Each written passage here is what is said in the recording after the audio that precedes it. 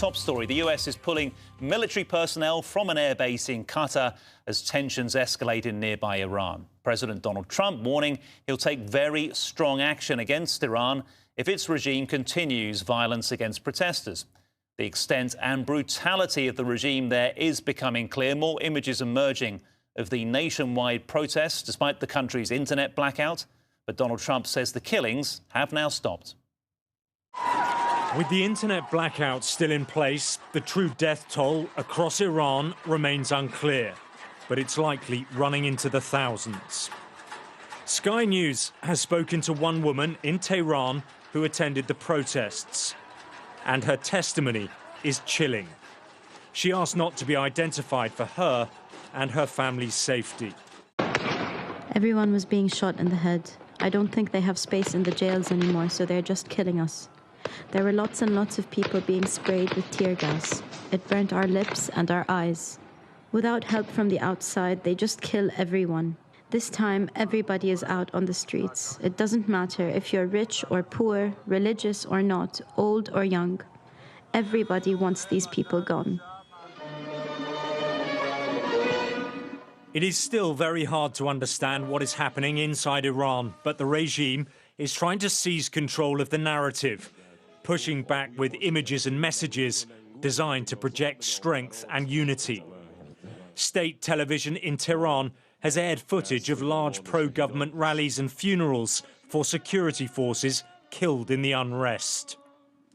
Here the crowds are defiant, some carrying pictures of Donald Trump. This one says, "Next time, the bullets won't miss." If Trump comes to this land, the women of Iran will break his legs. We will avenge the blood of every martyr. Unusually, official news channels are acknowledging the large number of dead, including both protesters and members of the security forces.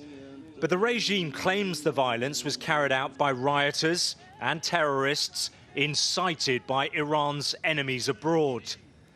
The authorities have also detained many demonstrators, among them Irfan Soltani, a 26-year-old who's been sentenced to death.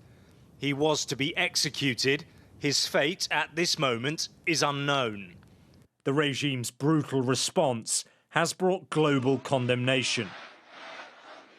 US personnel are pulling out of the Al Udeid military base in Qatar as Iran has vowed revenge for any attacks.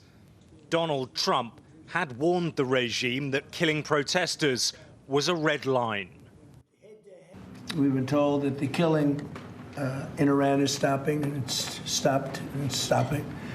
And there's no plan for executions or executions. So I've been told that on good authority. We'll find out about it. I'm sure if it happens, we'll all be very upset, including you will be very upset, but that's just gotten to me, some information that the killing has stopped, that the executions have stopped. They're not going to have an execution, which a lot of people were talking about for the last couple of days. Today was going to be the day of execution. Trump is sort of shifting his red lines, probably because this is not a conflict that he was anticipating or wanting to wade into, right? First, it was don't kill protesters. Now it's don't execute protesters. There has been no circumstance thus far that the United States has entered or struck Iran or other country in the region over human rights violations. And these are significant human rights violations. The death toll in Iran is something extraordinary. But this would be some red line that we have not yet witnessed and perhaps might be counter to a MAGA foreign policy. Iran's leaders see this unrest as an existential threat, and from what's been witnessed so far, they appear willing to do whatever it takes to stay in power. Alex Rossi, Sky News.